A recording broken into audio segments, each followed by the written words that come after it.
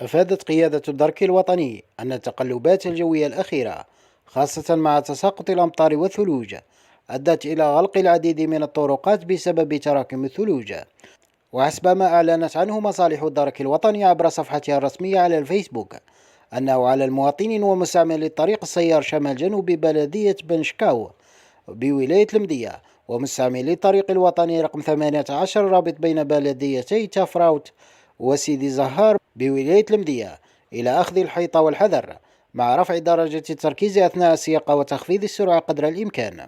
كما تسبب تساقط الكثيف للثلوج بولاية البويرة في غلق الطريق الوطني رقم 33 في شطره الرابط بين ولايتي البويرة وتيزي وزو، بالإضافة كذلك إلى الطريق الوطني رقم 30 في شطره الرابط بين بلديتي السهاريج البويرة ووسيف بولاية تيزي وزو.